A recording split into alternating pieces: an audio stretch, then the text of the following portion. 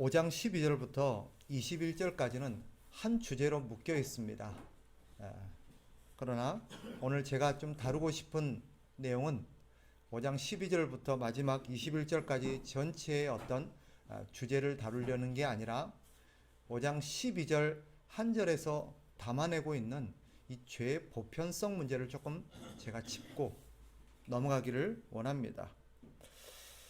왜냐하면 최근 우리가 직면한 이 시대 상황과 여러 가지 현안들과 오늘 주제가 사실은 연관이 있기 때문입니다.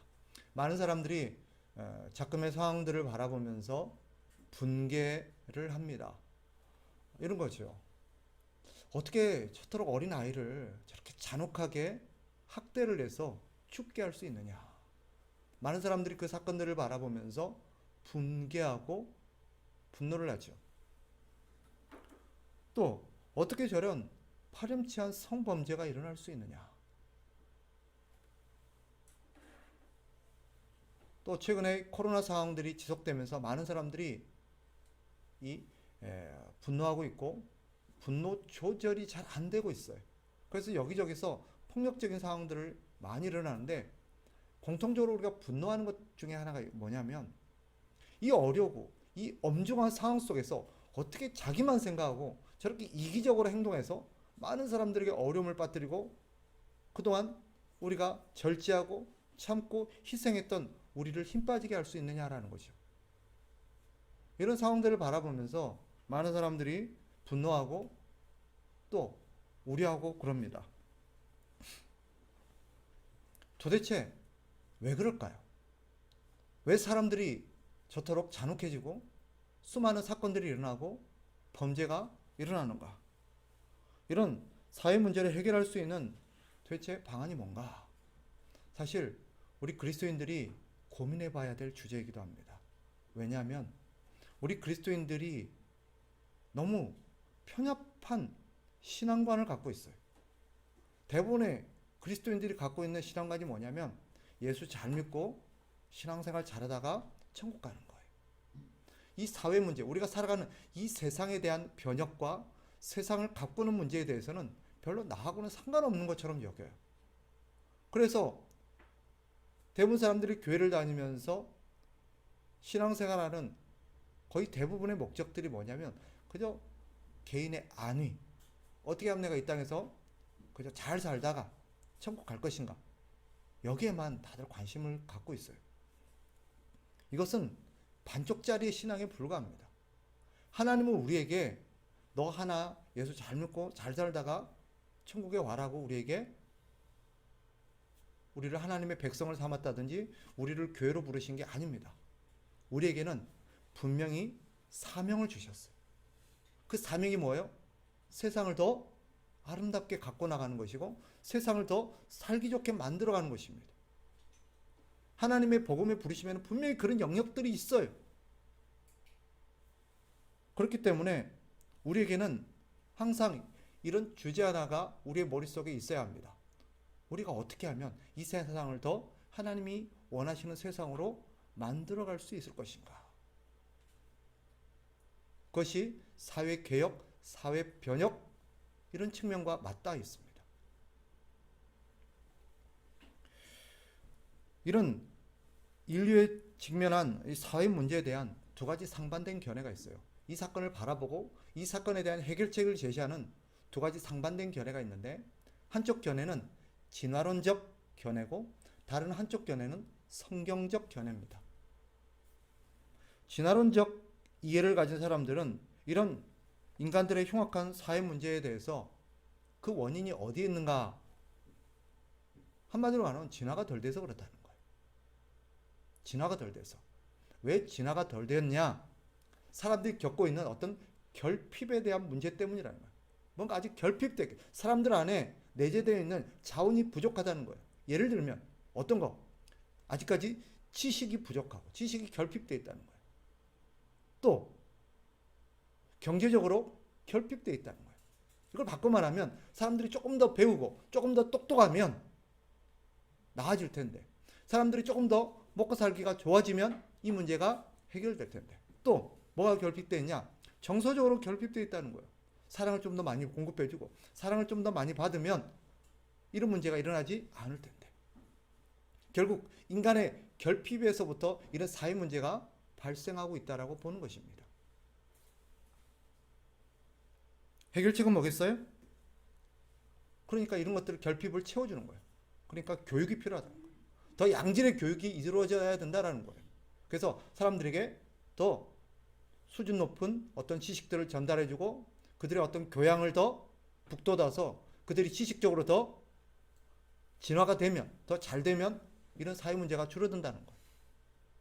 또 대부분 문제가 가지지 못했기 때문에, 가난하기 때문에 이런 범죄가 이루어진다는 거예요. 그러니까 사람들이 살기 좋게 경제적으로 복지 정책이 잘 되면 이런 문제가 줄어든다는 거예요.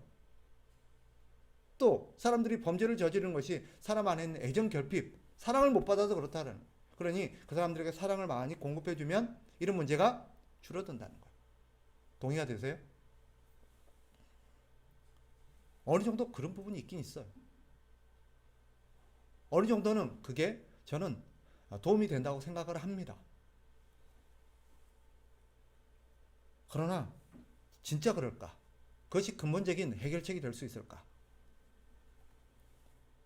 그렇다면 우리는 질문해 봐야 돼요. 여기에 대해서 설명을 해야 돼요.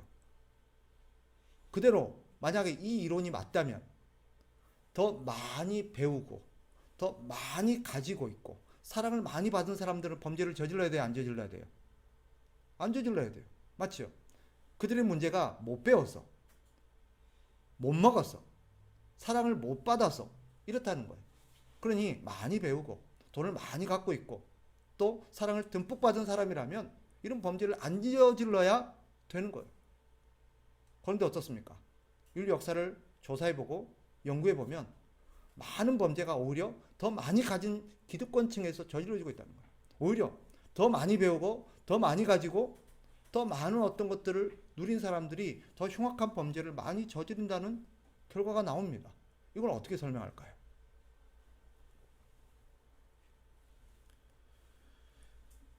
우리가 다윗의 생애를 알죠? 다윗은 살아가면서 하나님 앞에 참 칭찬받았던 왕이고 인물이지만 그럼에도 불구하고 흉악한 파렴치한 범죄를 저지른 전적도 있습니다. 다윗이 몇 가지의 죄를 저질렀는데 우리가 가장 잘 아는 죄가 뭐예요? 밧세바와 간음한 죄죠. 자기의 충성된 부하의 아내였던 밧세바를 보고 간음죄를 저질러서 심지어는 이 죄를 덮기 위해서 자기 부하를 죽여버리는 그런 죄를 저지릅니다. 그것뿐만이 아니에요. 사실은 그건 나중에 또 교만해져 가지고 하나님이 금지하신 인구조사를 해서 하나님 앞에 큰 범죄를 저지르고 자기 때문에 수많은 백성들이 이 재앙으로 죽임을 당하는 그런 일도 저질렀습니다. 그렇다면 이런 죄가 언제 저질러졌느냐? 우리 생각에는 다윗이 사울에게 쫓겨다니고 막 어려울 시기에 이런 범죄가 저질러졌을 것 같지만 현실은 그렇지 않아요. 오히려 사울에게 쫓겨다니고 가난하고 힘겹고 고통스러운 시기에는 오히려 다윗은 하나님을 더 의지하고 하나님 앞에 바르게 살았습니다. 근데 대부분 이런 죄는 언제 저질러졌어요? 왕이 된 이후에 먹고 살만해지고 태평성대가 이루어져서 이제는 부귀영화를 누릴 만할 때 그럴 때 범죄가 저질러졌다는 거예요. 오늘날 흉악한 범죄는 못 가진 자들이 아니라 대부분 더 많이 가진 자들에 의해서 이루어지고 있습니다. 죽음의 문제는 또 어떻습니까?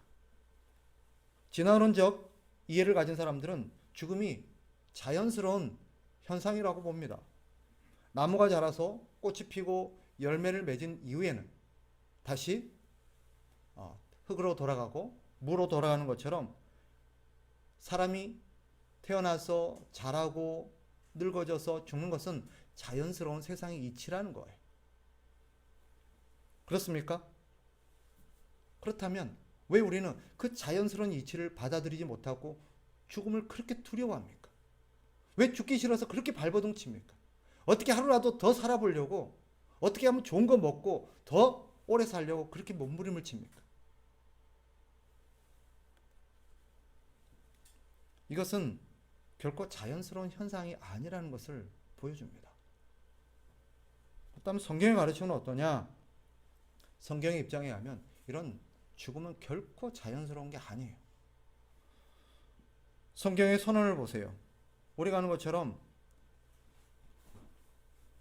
성경은 모든 사람이 죄를 지었으므로 사망이 모든 사람에게 이르렀다라고 말합니다. 오늘 12절에 그렇게 나와 있잖아요. 결국 사람들이 죽음으로 귀결되어지는 이 죽음의 결과를 맛보게 되는 것은 죄로 온 형벌이기 때문이지 이 자연스러운 생로병사의 현상이 아니라는 거예요. 창세기 3장을 보십시오. 인간이 처음부터 죽을 존재로 만들어졌느냐? 그렇지 않습니다. 하나님이 인간을 만드실 때 처음부터 죽을 수밖에 없는 존재로 만드신 게 아니에요. 하나님의 계획은 그들이 생명나무의 열매를 먹고 영생하도록 하나님이 창조하였습니다. 그런 인간이 왜 죽게 되었죠? 하나님 앞에 죄를 지었기 때문입니다. 즉 죽음은 죄로 인한 형벌이지 결코 자연스러운 것이 아닙니다. 결과적으로 이 죽음은 일어나지 말았어야 될 그런 비극입니다. 그렇다면 우리를 죽게 한 이 죄가 무엇입니까? 죄는 성경에 따르면 죄는 하나님의 뜻에 적극적으로 불순종하는 것이고, 이 죄는 단순한 어떤 현상이나 단순한 어떤 그런 이치가 아닙니다. 오히려 성경은 이 죄에 대해서 적극적으로 의인화시키면서 어떤 주체로서 어떤 세력으로서 우리에게 부각시킵니다. 오늘 본문에는 잘 드러나지 않지만 12절 다시 보세요. 그러므로 한 사람으로 말미암아 죄가 세상에 들어오고 라고 말합니다. 죄가 들어왔대요. 들어오고 나가고 하는 것은 오직 인격적인 존재만 할 수 있는 거예요. 그죠? 그런데 죄를 인격적인 존재인 것처럼 의인화시켜서 표현합니다. 이걸 통해서 오늘 성경이 우리에게 말하려는 의도가 뭘까요? 왜 죄를 인격적인 어떤 존재인 것처럼 우리에게 들어왔다라고 말할까요? 죄는 단순히 수동적이고 단순히 어떤 나타나는 현상이나 법칙이 아니에요.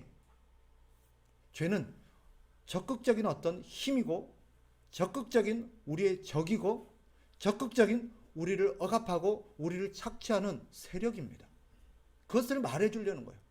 그래서 그 결과로 죄는요, 자기 힘으로 들어올 수는 없지만 우리가 죄를 받아들임으로써 죄가 들어오고 나서는 죄가 그때부터 주인 노릇을 합니다. 그것으로 끝나는 게 아니라 죄가 점점 자기의 세력과 자기의 영향력을 확대시켜가면서 우리를 장악합니다. 그래서 결국 하나님이 장악하고 하나님이 다스리고 하나님이 지배해야 될 우리의 삶과 우리의 영혼을 뭐가? 죄가 지배하는 거예요. 그래서 죄를 저지른 사람에게 나타나는 특징이 있습니다. 뭐냐? 죄의 지배를 받는다는 거예요.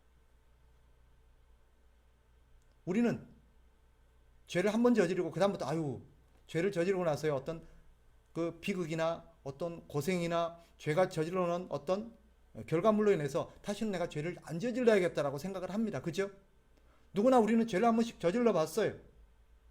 그 이후에 우리는 어떤 생각이 들어요? 다시는 죄를 저지르지 말아야겠구나. 죄가 우리의 삶을 파괴시키고 우리를 비극으로 만들어놓구나. 관계를 깨뜨리는구나. 그래서 죄를 안 저지르려고 해요. 근데 안 저질러져요? 아니에요. 그때부터는 우리 마음대로 안 돼요. 죄가 우리의 마음의 좌소로 들어오고부터는 죄가 우리를 다스립니다. 우리를 지배합니다. 그래서 계속해서 죄를 저지르도록 우리를 영향력을 행사합니다. 결과적으로 죄는 언제까지? 우리가 죽을 때까지, 사망에 이를 때까지 우리를 파멸로 계속 이끌어갑니다. 계속. 이런 것들을 잘 보여주는 그런 여러 가지 물리학적 현상들도 많이 있어요. 대표적인 경우가 뭐예요? 어떤 약물 중독 같은 거예요. 마약 중독. 마약의 특성이 뭐예요? 안 맞을 때는 몰라요. 그죠? 근데 한번 맞고 나면 어떻대요? 한번 맞고 나면 그 약물의 어떤 효과들이 내 안에 자리하고 있어서 계속해서 어떤 그런 것들을 계속 요구한다는 거예요. 안 맞으면 안 되도록. 애초에 안 맞았을 때는 내 마약 성분이 내 안으로 들어오기 전까지는 괜찮았는데 한번 그 마약 성분이 내 안에 들어오고부터는 이제부터는 계속해서 그것이 끌어당기는 거예요, 나를. 마치 죄가 그렇다라는 거예요. 죄는 단지 사람을 불편하게 만드는 어떤 상황이나 조건이 아닙니다. 오늘 성경에서 말하고자 하는 의도는 분명합니다. 죄는 적극적으로 사람의 마음에 들어오기를 원하고 있고, 그래서 들어온 이후에는 사람들을 통치하고 조종하는 세력임을 분명히 보여줍니다. 그리고 죄가 한번 들어온 이후에는 무슨 일을 저지르느냐? 하나님의 통치 질서와는 반대되는 새로운 질서를 우리 안에 만들어냅니다. 그래서요, 죄를 저지르기 전에 인간은 하나님의 통치 아래에서 하나님의 질서에 따라 살았는데, 죄가 들어오고 나서는 우리는 그때부터는 죄의 질서에 따라 살아요. 전혀 다른 사람이 되고 전혀 다른 삶을 살아가게 되는 것입니다. 성경에 따르면 죄는 우리에게 몇 가지 현상을 만들어냅니다. 죄가 만들어내는 삶의 원리가 뭐냐? 이거 잘 들어놓으셔야 돼요. 왜 그러냐면 우리에게는 누구나 죄인이기 때문에 이런 삶의 패턴을 띠게 됩니다. 먼저 죄는 그 사람의 마음을 오염시켜서 하나님으로부터 떠나게 만듭니다. 죄가 딱 들어오면 우리의 마음을 오염시킴으로써 타락하게 만들어요. 그래서 하나님으로부터 떠나게 만듭니다. 오염됐다는 게 뭐냐? 하나님을 싫어하게 만드는 거예요. 하나님이 싫어져요. 그때부터. 하나님이 미워져요. 하나님의 질서를 따르는 것도 싫어요. 그래서 하나님과의 관계를 단절시키고 결국 우리를 죽음에 이르게 합니다. 그런 다음에 죄는 우리 자신만 하나님과의 관계가 끊어져서 하나님을 미워하고 하나님을 싫어할 뿐만 아니라 이제는 적극적으로 하나님의 일을 방해하기 시작합니다. 처음에는 어땠어요? 내 영혼이 오염되면서 내가 하나님으로부터 끊어졌어요. 하나님과 있냐 나는 관계없어요. 하나님과를 스스로 관계를 끊었어요. 근데 거기서 끝나지가 않아요. 어떻게 한다고요? 그 다음 단계는요, 하나님의 일을 적극적으로 방해하기 시작합니다. 그래서 하나님의 사람들을 방해하기 시작하고 하나님의 일을 방해하기 시작하고 하나님의 질서대로 세상이 운영되는 것을 방해합니다. 그리고 최종 단계는 뭐겠어요? 자기만 죽게 하는 게 아니라 다른 사람까지도 죽게 만듭니다. 온 세상을 멸망시키는 것이 사망의 특징입니다. 죄의 특징이에요. 단지 육체적으로만 죽게 만드는 것이 아니죠. 그의 영원한 운명, 결국 죽음 이후에도 우리는 영원한 지옥의 형벌에 떨어지게 만드는 것입니다. 이것이 죄가 만들어낸 파괴의 질서입니다. 그렇게 만들어요.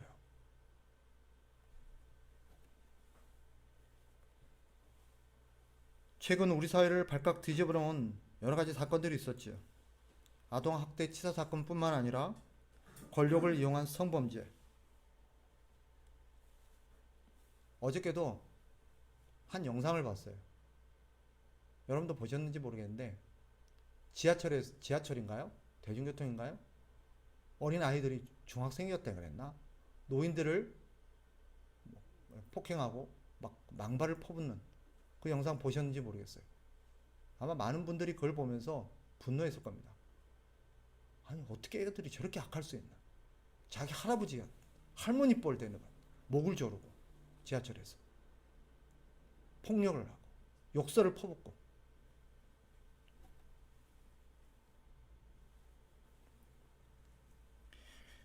이들의 범죄 원인이 뭐냐?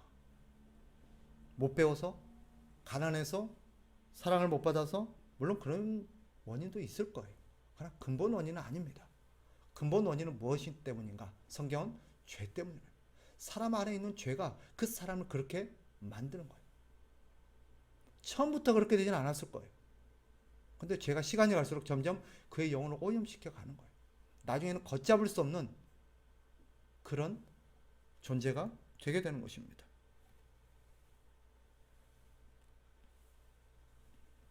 코로나로 인해서 많은 사회 문제를 만들어내죠. 그러나 코로나가 빚어낸 여러 가지 문제들의 근본 원인은 어디에 있느냐? 사실 뭐 복지의 결핍 여러 가지가 있겠지만 근본 원인은 죄로 인한 욕심이 빚어낸 불평등과 부조화입니다. 사실 코로나 자체에 우리가 분노하진 않아요. 그럼 뭐 때문에 분노하는 거죠? 코로나의 어떤 문제의 상황 속에서 그걸 대처하고 그것에 반응하는 인간들의 어떤 탐욕들, 그로 인해서 빚어낸 여러 가지 불평등들, 불균형들, 이런 것들이 분노하는 거예요.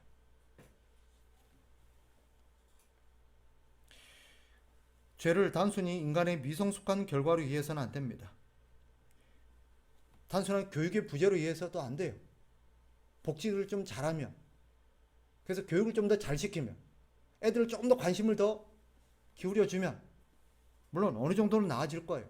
그러나 그것이 근본적인 문제의 해결책이 될 수는 없습니다. 우리는 우리 사회 문제를 한 개인의 범죄로, 사회 탓으로, 환경 탓으로 돌려서는 안 됩니다. 문제의 원인은 어디 있습니까? 내 안에 있는 죄 때문이에요.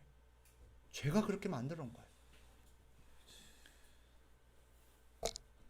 그러면 어떻게 해야 될까요?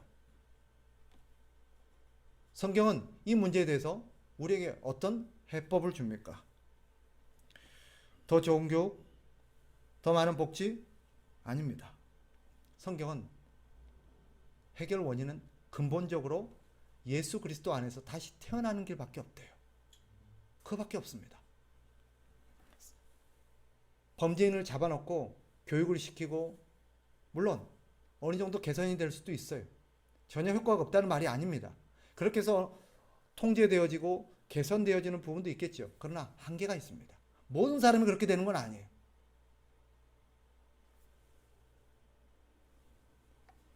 방법은 하나입니다. 사람이 그리스도 안에서 다시 태어나서 새로운 피조물이 되는 것밖에 없어요.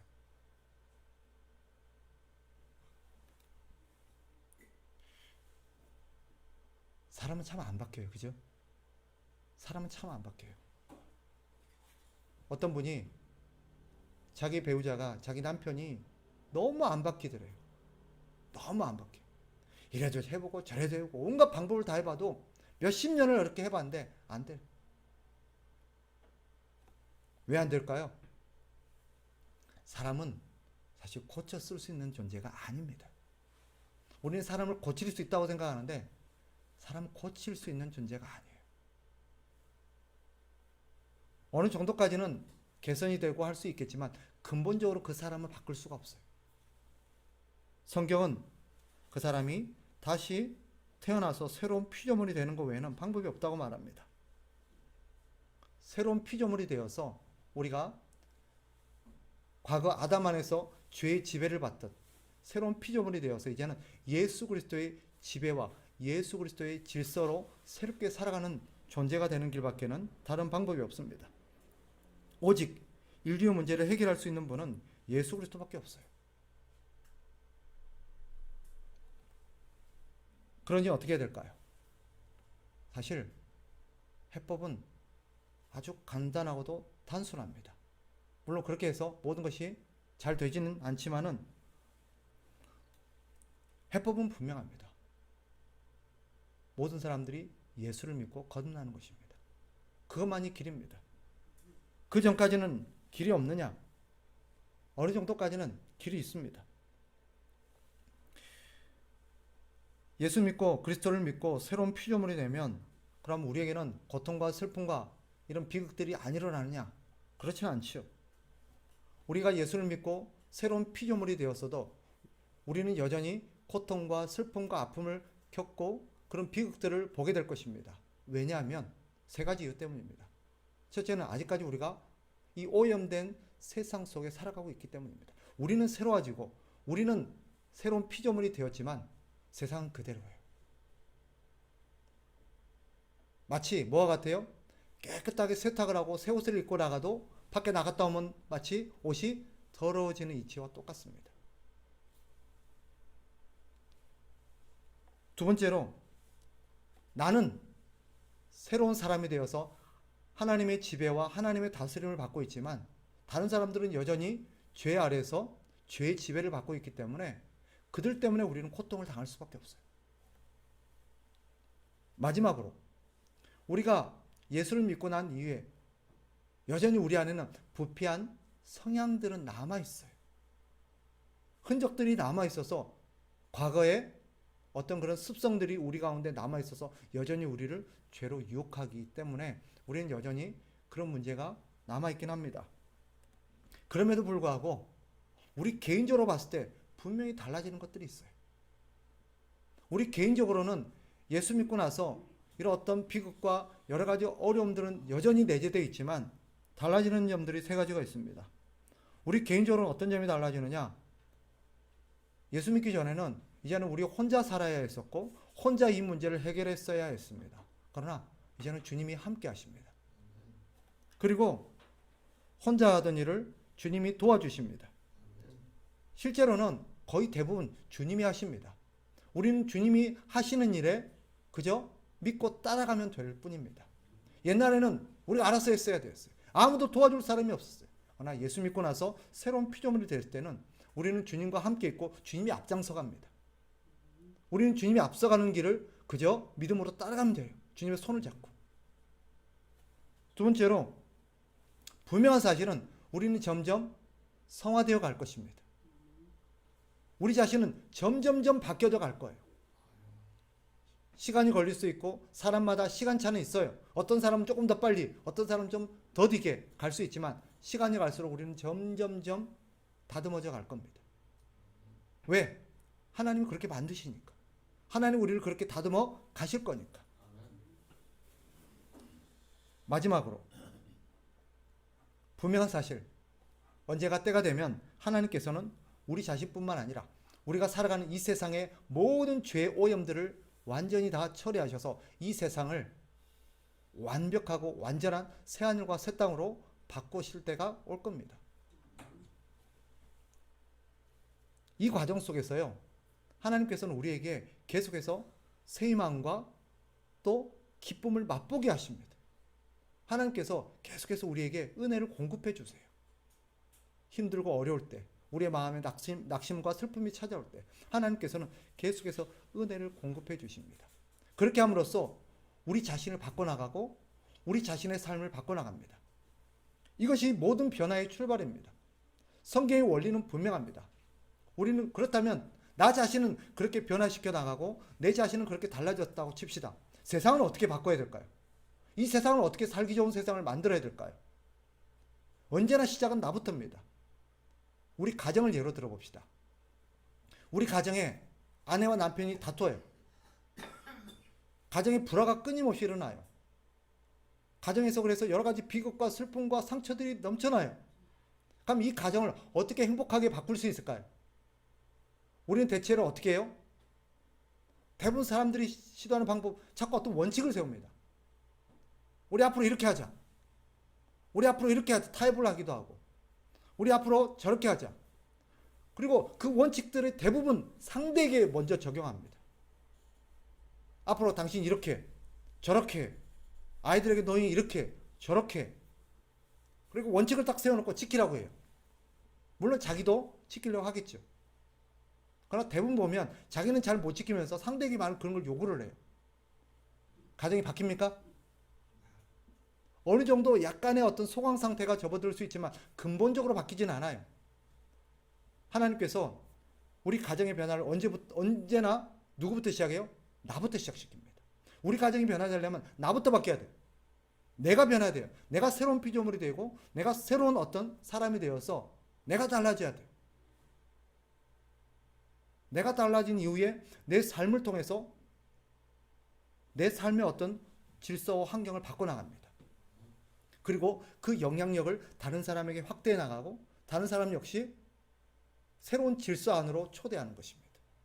새로운 삶의 질서로 그들을 맞아들이는 것입니다. 그럴 때 새로운 삶을 맛보고 새로운 질서, 하나님의 나라 질서, 하나님의 나라의 방식은 언제나 다른 사람들에게 선한 영향을 끼치고 기쁘게 합니다.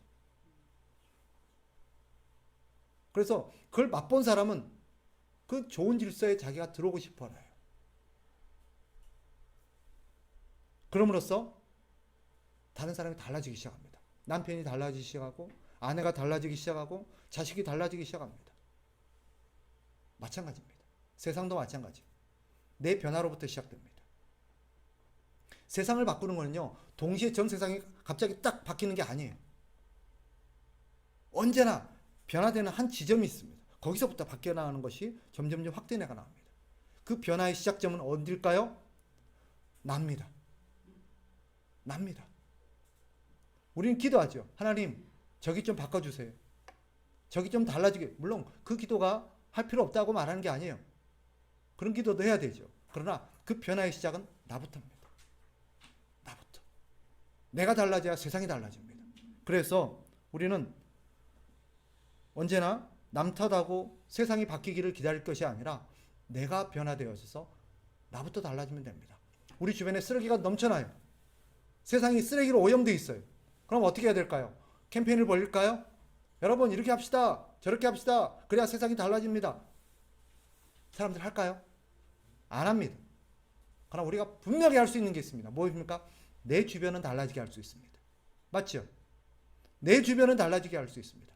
내 주변이 깨끗해지면 사람들은 달라진 내 주변을 바라보면서 기뻐하고 내 주변을 바라보면서 부러워하기 시작합니다. 나도 저렇게 되기를 바라는 거예요. 그리고 그 새로워진 아름답고 깨끗해진 삶의 질서에 다른 사람들을 초대하고 다른 사람들의 삶의 그런 변화들을 같이 영향을 끼치는 것입니다. 따라서 세상의 범죄가 왜 이렇게 흉흉하냐? 사람들은 왜 이렇게 악하냐? 왜 세상이 이렇게 됐냐? 어떻게 해야 될까? 우리 그리스도인들은 세상이 달라지기를 기도해야겠죠. 그러나 기도만 해갖고 세상은 절대 안 바뀝니다. 세상을 바꾸는 건 언제나 나부터입니다. 내가 달라져야 됩니다. 내가 새로운 피조물이 되어야 됩니다. 내가 새로운 피조물이 되었다면 어떻게 되느냐? 내 혼자 예수 잘 믿고 남 신경 안 쓰고 나 혼자 기도하고 신앙생활 잘하다 천국 가는 건 안 됩니다. 내가 변화되어졌으면 내 변화된 삶에 새로운 질서가 부여돼야 돼요. 새로운 질서. 옛날에는 죄의 지배를 받던 것들이 이제는 하나님의 질서, 하나님의 다스림을 받는 것입니다. 하나님의 말씀대로 내 삶을 다스려 나가기 시작하고 내 삶에 하나님의 말씀이라는 질서를 부여하는 것입니다. 그럼으로써 나를 변화시켜 나가고 그리고 그 변화의 수혜를 내 가족들이 맛보게 하는 거예요. 아, 우리 아내가 달라지니까 이렇게 좋네.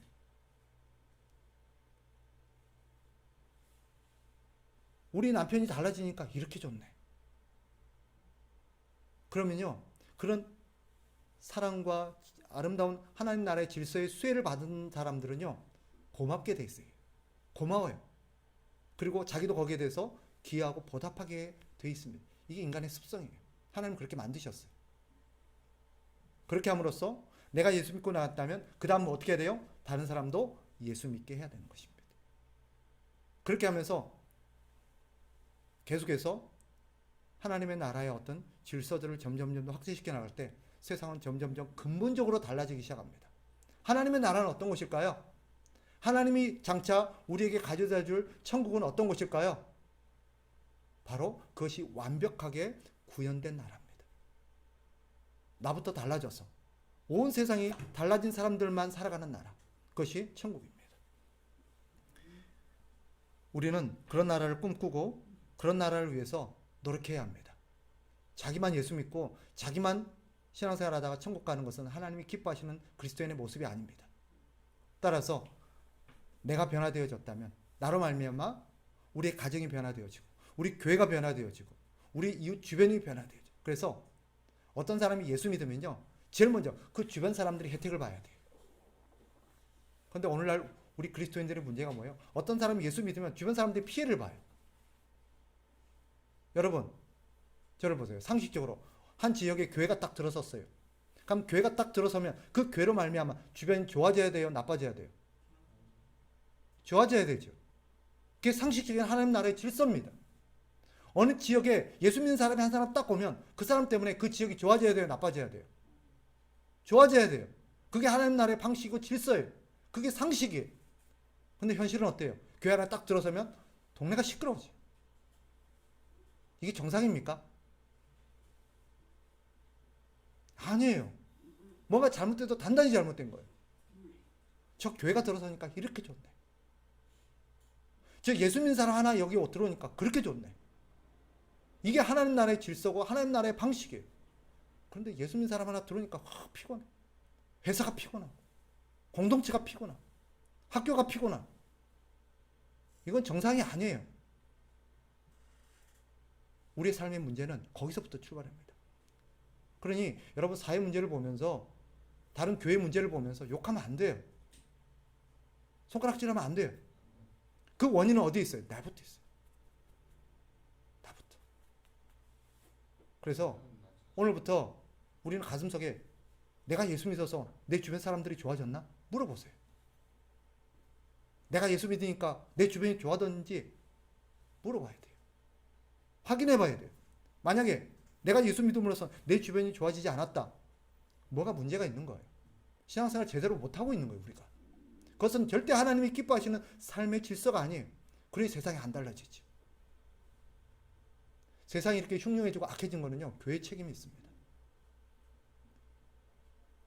오늘날 교회가 시끄럽고 이러저런 문제가 있는 것은 바로 우리들의 책임이에요. 우리들의 책임. 우리 참된 교회가 여기 들어섬으로써 우리 주변 사람들이 살기 좋아져야 되고 더 좋아져야 돼요. 그런데 과연 그랬는가? 솔직히 자신있게 예라고 말할 수가 없어요. 우리가 사회에 뭐 한 일이 있나요? 우리가 이 주변을 위해서 뭘 한 일이 있나요? 아무것도 없잖아요. 그럼 교회가 도대체 왜 있는 거야? 교회가 왜 존재하는 거야? 우리는 물어봐야 돼요. 그러면 어쩌면 우리 참된 교회는요, 그동안 지구실을 못하고 있는지도 몰라요.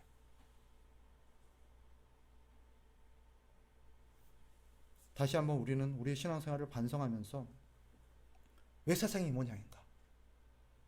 왜 우리의 가정이 이 모양인가? 왜 우리 주변이 이 모양인가? 아, 내가 예수 믿고도 뭔가 하나님의 원리대로 신앙생활을 제대로 못했구나. 그러니 내 가정이 이 모양이고 내 주변이 이 모양이고 그렇구나. 우리가 반성의 기회로 삼아야 돼요. 세상의 악함은 내 책임입니다. 다시 한번 우리 자신을 되돌아보고 우리 가운데 하나님을 믿고 예수를 믿은 사람답게 예수님의 다스림 안에서 새로운 창조 질서, 새로운 하나님 나라의 질서가 나를 통해서 구현되어지고 확장되어지기를 주의 이름으로 축복합니다. 기도하겠습니다.